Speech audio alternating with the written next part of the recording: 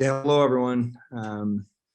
Just going to speak from the heart here. Not happy, unacceptable where we're at right now. Part of my job is to raise the standard, the expectations, and the accountability in this organization, and we're not where we need to be. You're not going to hear excuses. I'm just going to be honest with you, but it's unacceptable, and answer any questions that you may have.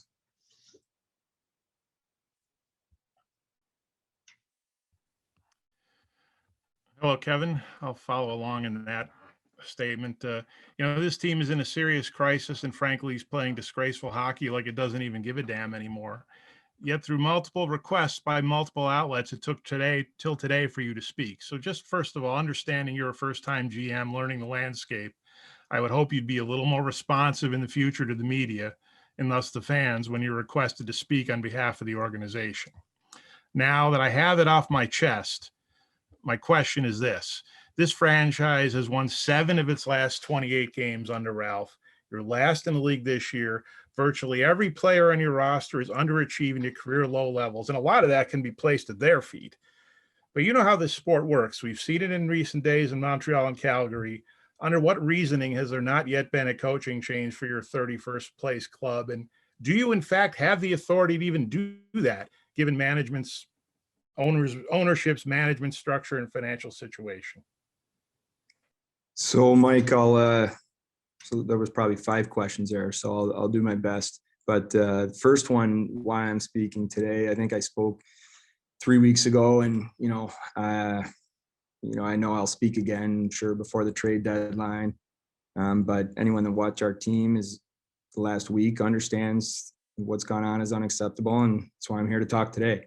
Your question on Ralph, and I think you asked just about where he's at right now. I mean, everything's being evaluated. Ralph and I talk every day, multiple times a day. We're very honest with each other. He understands the situation we're in is unacceptable, and the players do. Everybody does, but it's just flat out not good enough.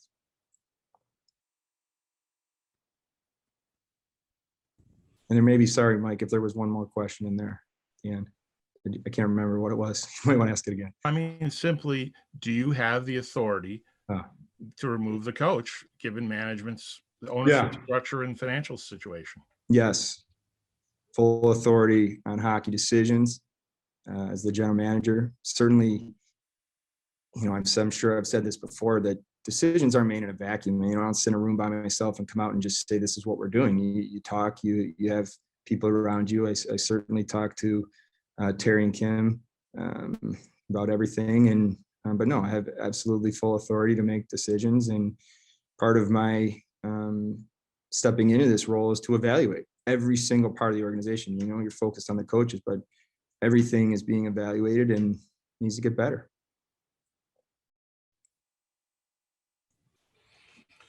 Kevin, when you see a team that plays with no awareness, very little passion, very little jam, at times very little energy, what is your thought process when you're watching players that you got together thinking we're a better team this year, and when you look at the standings, you're worse, quite a bit worse than you were last year? Is it embarrassing to see the last week, or when the players just don't react at all? Yeah, I think, Paul, it's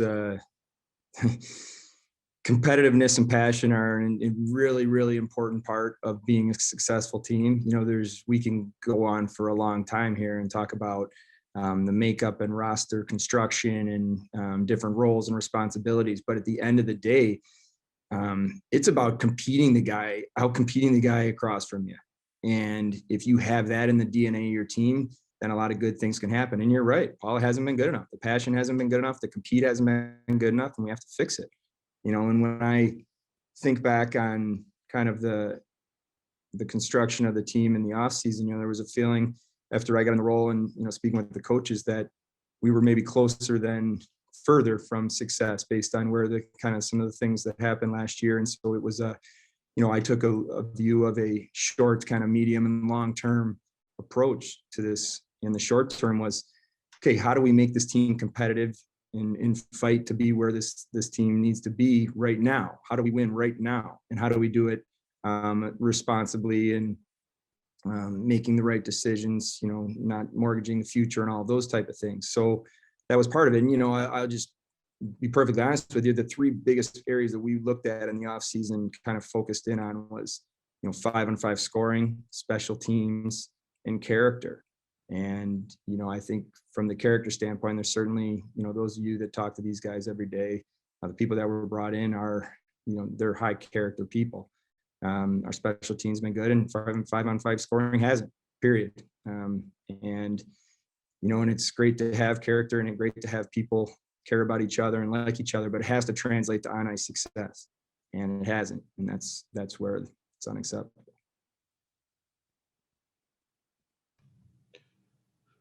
Hi, Kevyn. Adam Benini. I've got two for you. I want to follow up on the word evaluation you used as far as Ralph Krueger is concerned. And if we can get into that a little bit, because from where we sit, from where I sit, I'll speak for myself. I mean, I see what appears to be an obvious disconnect between whatever the system or the messaging is from the coach and the product on the ice, whether that's a willingness to go to the net, make the sacrifice necessary to score those ugly goals, or that's one example, but there seem to be plenty. It seems obvious.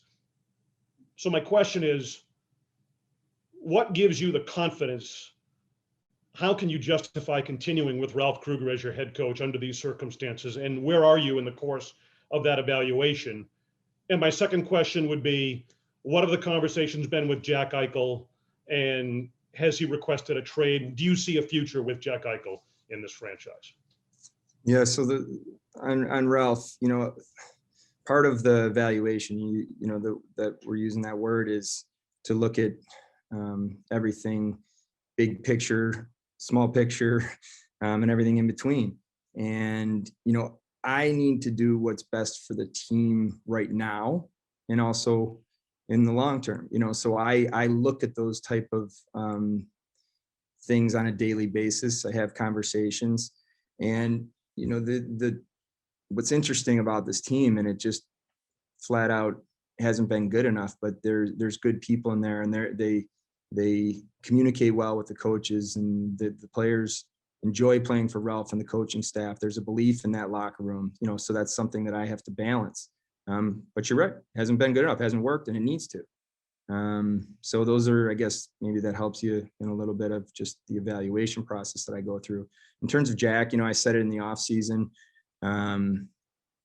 Step one was going to be for me to begin to get to know Jack, for Jack to get to know me on a personal level, which we've done. We have open communication. No, he has not asked for a trade. And, Jack is someone that, I've bounced things off of. He's talked to me, and we have an open dialogue. Kevyn, John Worrell with the Associated Press here. In the overall picture, when you look at the makeup of the team, and this is something that preceded you, it's been put together by essentially three different general managers for three different coaches, and has not produced much success, and with a really awkward payroll structure. At what point do you have to really at what point might you begin considering whether it's time to start over? Because the core of this team hasn't produced a playoff, a playoff contender, and has really led to the disappointment that you've expressed, not just this year, but we've seen it year in and year out.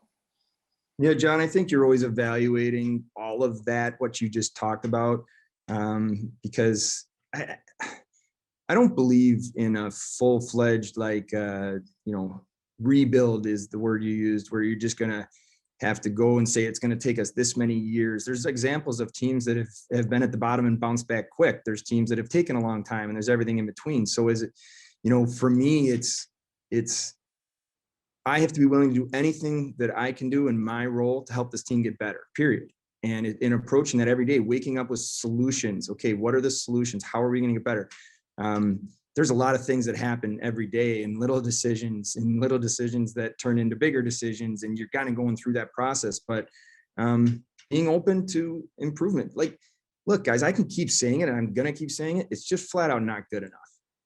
I mean, I'm angry, and I would hope that all of you are. I would hope that all our fans are, because that means you care. And that's a good place to start. But what's going on is unacceptable. And, that this is I'm sure we'll have multiple conversations on this and, philosophy and how we get there. But let's just start with, we need to be better. And, I've been empowered by Terry and Kim to fix this. And that's what I'm going to do.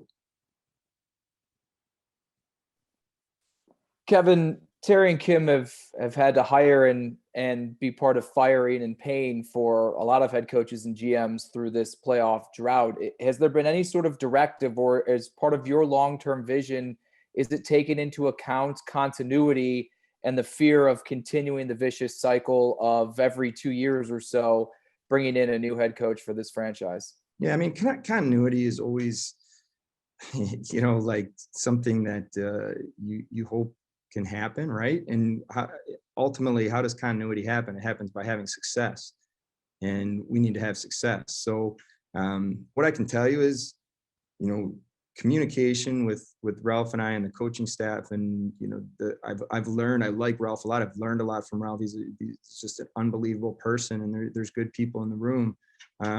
So that's been a good working relationship. But we both know that it hasn't been good enough so far in terms of translating to success. So, we'll assess everything. It'll lead to a bigger plan of how we march forward. And that's something that we do every day, but also big picture.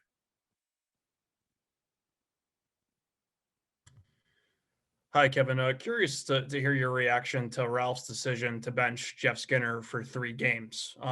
Did you agree with that decision? And was there any concern at all? I don't know if it's just a coincidence, but this team's performance has really tanked ever since Jeff got benched for 3 games. And he's a $72 million player, and the optics aren't great, especially when you consider what sort of impact that could have in terms of relationships, not only with Jeff's agents, but the potential to bring in players onto your team when you have an accomplished player like that who's sitting in the press box or suite in this case, with that sort of resume and paycheck. Yeah, I mean, I spoke to Jeff's agent, Donnie Meehan. I have a very good relationship with him. We were long conversation, very honest. I shared my thoughts, he shared his thoughts, and that's a healthy thing. So let's start with that. Jeff's a pro. He works every day. He shows up, and he did even through adversity. And my message to him, and I'm certainly not going to share everything I talked to Jeff about, but the quick version is just that I don't think there's been a player that's had a National Hockey League career that doesn't face adversity at some point. It's never a straight line of success. So don't let it define you, and figure out a way to come out of this on the other side and be stronger and better. And in terms of Ralph, every coach has their thoughts and how you can motivate players, and it happens on every team and every year and every league, right? Like sometimes it's doing what happened there, and you bring a guy out of the lineup, and you try to work with them and show them extra video or do extra whatever that might be, or sometimes it's playing a guy more because you're just trying to get him going. There's all sorts of ways coaches use motivation. My job as general manager is to be part of the process, to talk to Ralph about things that I'm seeing and share. And, Ralph's going to make those day-to-day decisions on, the lines and who plays with who and how the players are used. And, but we talk about it. And, what I have seen out of Jeff has been really impressive though, because there was not 1 minute of him hanging his head or being negative. He worked through it with Matt Ellis on the ice doing extra work, and, he's come out of it, and he's had his chances here. The puck just hasn't gone on the net for him. Kevin, from a strictly on ice standpoint, why has this gone so south? Is it the goaltending? Is it the lack of goal scoring? Is it the lapses defensively? I mean, you could probably say it's a combination of everything, but in your eyes, what needs to be fixed for this to eventually get better? I could go on a long rant here. I'll keep it short for you. I don't think we've been competitive enough in all areas of the ice. I think we've shown pockets of it. We've shown glimpses of different times, but not a consistent hunger and battle and competitiveness through the games. To be honest with you, I think the data would back this up. We give up too many grade A scoring chances, which means we're not hard enough in our defensive zone, and we're not creating enough grade A scoring chances in the offensive zone, which means we're not hungry enough to get to the net, and we're not competing enough. I mean, that's battle and will, right? So we have to be better in those areas. I think our goaltending has been solid. I think looking back, after the maybe 18 or 19 game mark, we were probably in the middle of the pack with goaltending, and I think in the top 10 and, slot save chances. So, some of the data and analytics, the goaltending's been fine. I think Linus, before he got hurt, was playing at a very, very high level. We just flat out haven't been good enough around him. Kevin, Rasmus Dahlin has the worst plus minus in the NHL. Last night might have been his worst game in the NHL. You don't see him with the puck as much. Are you worried that he's regressing? Well, what's interesting about this league is it's the best league in the world, and it's tough to for any young player, and even a player of his skill set. And I mean, he is one of the top players in the game with the puck, offensive or defenseman, it doesn't matter. He's that talented of a kid. So it's tough. You're going to have your ups and downs, but I've seen him do some incredible things. And you worry about if a player's not having success, does it affect their confidence? Of course, right? Of course it does. But we need to work through that. And the bigger picture, though, let me just tell you guys, we just need to have a better identity as a group. We need to have everybody, whether it's your skill or it's your harder players or anyone in between, it still has to play with that type of identity, tenacious, hard on pucks. And like, this league is every inch of the ice, and especially the division we're in is tough. You have to fight for that. And there's different ways to do it. Some guys can do it with speed. Some guys do it with their body. Some guys do it with their stick. There's different ways to be competitive, but we just have to raise that level. Absolutely raise that level.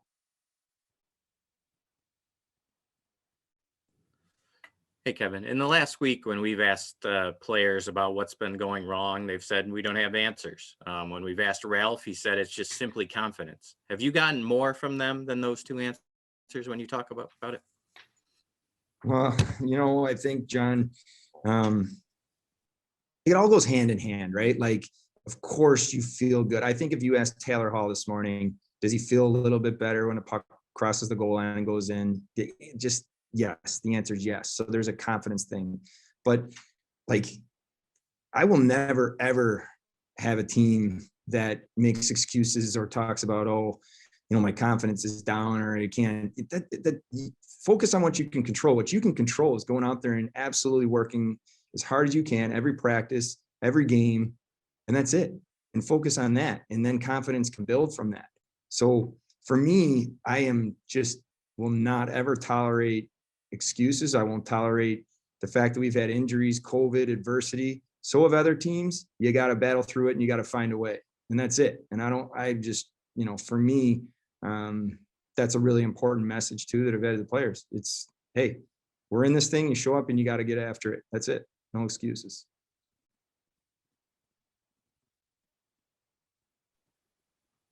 How are you, Kevin? Tim Graham here. I wanted to ask, and I'll leave the definition of the word culture can be pretty ambiguous. I'll leave it ambiguous so that way you can, talk about it however it applies to your team. But how would you describe your team's culture as it stands right now?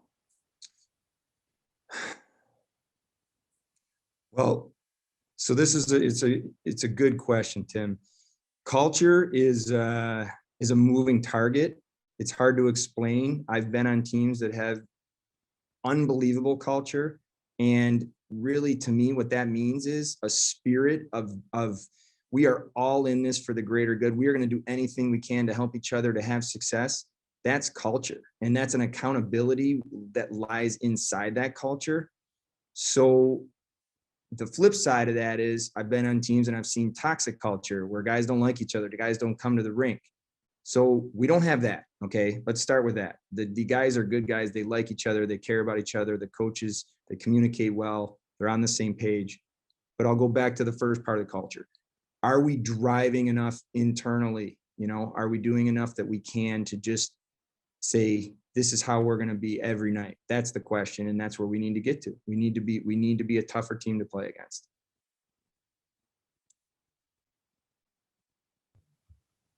Kevin, two quick things on Jack. When you said he didn't ask for a trade, Elliot said that you solicited offers in the summer. So my first question is that the case? And then secondly, what's wrong with him? I mean, if he's hurt, he shouldn't be on the ice. He looks like he's a disaster right now. So what's your thought on those 2 points? Yeah, I mean, I never would get into what a player's dealing with day to day in a health. You know, if there's updates, certainly would always be transparent with you guys for those type of things. But you know, in the summer, no, like I said this in the summer, I'll say it again. Jack is one of the best players in the world, period. Are people going to make a phone call and ask? Of course. Right. And that's the extent of it. So, you know, for me, Jack is someone that is just, when you see him going and you see the dynamic difference maker he can be, there's not many in the league like him. Kevin, my experience in covering sports is coaches sometimes need to be flexible. You know, sometimes you don't have the players that can play the way you want, the system that you want to play. Ralph has been very staunch and this is the way we're going to play. This is the way I think is successful. We're not changing it. And this is the way we're going to play. It's not working with this set of players. It may work with another set, but it's not working with this set. So are you concerned that Ralph is being so inflexible with a team that is not picking up what he wants them to do? Yeah, Paul, I mean, you've been around the game a long time. You understand the nuances, and I could spend, again, like I could talk all night with all of you about the nuances of systems and tweaking things. And I guess in broad strokes here, what I would say is all systems, different types of systems have worked in this league. Okay. Offensive, very offensive, somewhere in between. But the key is that everybody is buying in and all in at all times, doing it every shift, game in and game out. That to me is when a system functions at the highest level. So the certain tweaks or nuances happen to fit your personnel. Yeah. And I think if you really spend a lot of time talking to Ralph, he would agree with that. What we need to get out of is a little bit where we're caught in between sometimes. I see a team right now that is caught sometimes in our system where we're not all five all the time playing it a certain way. And that's where we just, need to make sure we're better. Hey, Kevin, I'm sure as a general manager, you don't want to be too reactionary, but just based on the way the team is performing, how aggressively are you looking to maybe bring in outside help and make a trade and just shake things up? I know you don't want to shake things up for the sake of doing it, but when you look at just how the team is performing, how much are you really looking to tweak the roster at this point in the season, with time kind of running short and then, the schedule being what it is? Yeah, Lance, I mean, I'm waking up every day looking for solutions. And it's an interesting time right now. I'm on the phone every day with all the different teams around the league, and everybody's having conversations. And I think what's interesting is with all the protocols and quarantine, it's going to be a challenging year. And so I think you're seeing more conversations happening, even though the deadline's still over a month away. And I'm having those. So, teams clearly know that, where we're at and what's going on. And I'm having those conversations, but we're going, you're right. You're not going to be reactionary. We need to my job is to take the emotion at times out and figure out solutions to improve. And sometimes that means short term. Sometimes that might be for the longer term. And that's what we're working on. But am I upset right now? Yeah, I am upset. And we're going to have those conversations, but I would never do something because you're upset or because you're emotional on where we're at. But let's be honest, it's got to get better. Kevin, on the heels of what Lance just asked in terms of composition, in terms of what you might try to acquire, and I hear you talk about a lack of competitiveness and drive and all those things, and I actually asked this with respect to the way you played the game, and I remember covering you, the leadership, the toughness, that sort of thing. I mean, quite frankly, you guys look like a soft perimeter team to me, the way you're playing right now. Is there enough grit in terms of the roster that you have right now? And to what extent, if not, do you feel you need to go acquire that? Yeah, I mean, I think the simple answer to that, Adam, is we need to be grittier, period. And that's on me. And we need to, that's some of that's roster construction, but also some of that's the DNA of how we're going to look at this big, long-term, big picture of drafting and developing and making sure that we're have people within the pipeline of the organization that can come up and have that grit. And, so when you lose a Jake McCabe or a Zemgus Girgensson, that you can still plug in, and I would say that, Borgen stepped in and showed grit and compete. And then, but you need to make sure you're continuously doing that. And how we are strategic around assembling that is what we talk about every day. Okay. What's the balance? And there's different ways to be gritty, Adam. Like there's, the old days, there's the gritty fighting. Now the game's changed in a sense that it's about gritty is now about getting to the net. It's about getting to the inside. It's about blocking a shot. It's about going into the corner hard. It's about going back for a puck as a D-man under pressure and being willing to take that hit. And, that's gritty. And then gritty is just winning a puck battle, or getting the red line and getting a puck in deep and not turning it over and having a team come back the other way at the end of a shift. That's gritty. So that's a long answer for you, but that to me is all of what that word means. And we have to address it and improve. Kevin, you mentioned talking to Jack. I'm curious, are you talking to all the players? Is that always done individually? Do you feel a need to talk to them as a group? And when you are conversing with anyone and everyone, what type of message and feedback are you getting from them? And is it consistent from one player to the next? Yeah,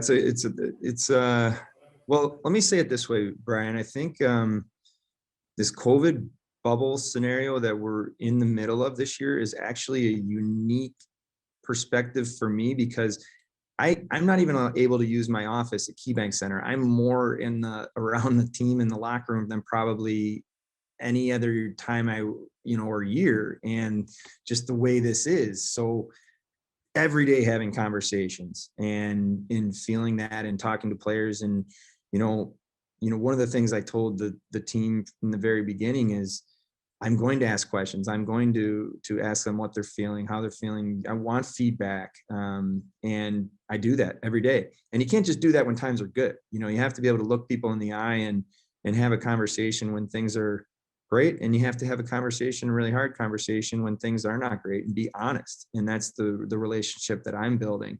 And yeah, there's been a theme of different players I've talked to, and they know that let's call a spade a spade. They know it hasn't been good enough. But it has to change where it's talk and it's belief, and it has to turn into action and results. And that's the next step.